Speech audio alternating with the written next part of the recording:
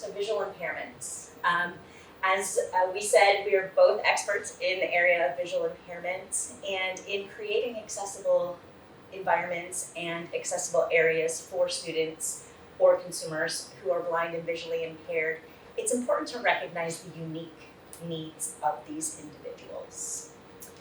There's a lot of myths that happen with visual impairments. A lot of times people will think people who are blind only see darkness, or they cannot access print or visual materials. This is not true.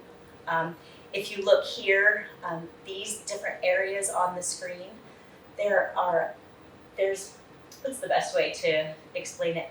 A spectrum. There's a spectrum of vision loss. So at the one end of the spectrum, we have what's called low vision. So people who have about 20/70 to 2200 vision. So if you think about an eye chart, you'll see here that 20/70 to 2200 is about right here in that vision area. And if you go back, we have legally blind, which is 2200 to no light perception. So in that area, legally blind is right about here to here on this E. You can't really see the E on an eye chart.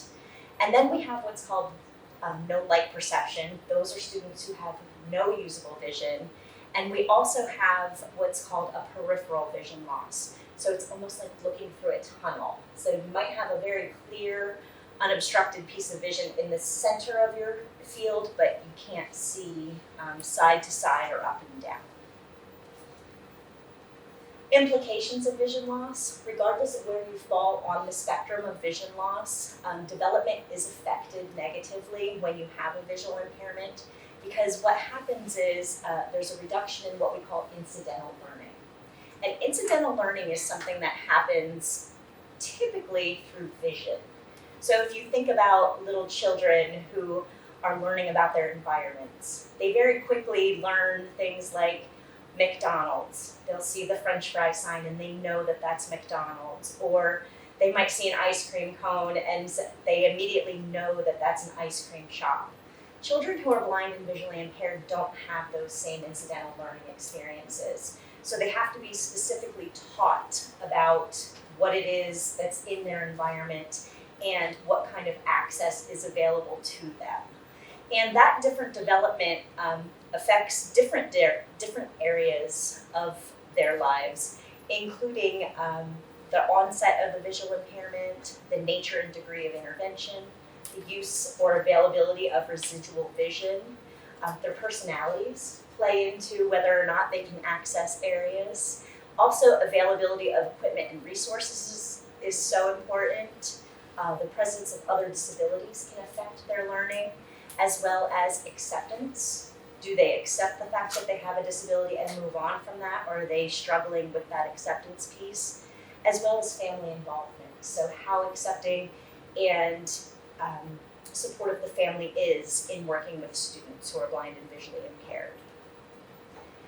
When we talk about inclusion for individuals with visual impairments, it's important to recognize that individuals who have blindness or visual impairment, or BVI for short, they have a right to access. And due to the limitations because of their vision loss, there are several specialized professionals who are trained and available to work with individuals with visual impairments. And one of the unique parallels we have at Ohio State versus SCUBA is that we both have programs that focus on teaching students who are blind and visually impaired. And even though it's a low incidence disability, it's one that's shared across our universities and one that we can have shared research and put voice into different projects similar to our Inclusive Smart Society project to ensure that these consumers have a right to access. One of the most important things you can do in designing for students who are blind and visually impaired is use collaboration. And that's exactly what we're here to do today. I know the second half of our conversation, Hisai and I are going to talk about some of the differences, similarities between the United States and Japan, some of the things I've seen, some of the things that she has seen, and some of the considerations that we should make in designing inclusive smart societies that do embrace everyone, including individuals who are blind and visually impaired. So with that, I will segue to you. I'll have a seat because I won't have to formally present, but we can talk. I'm going to leave up the PowerPoint, however, because I uploaded several pictures that I took over the last week. I told you guys I got to be here for a week before this presentation, so it's going to be really nice to be able to reflect on some of my experiences here in Japan as compared to the United States. So, Thank you so much. Yes. Great presentation. I'm going to do a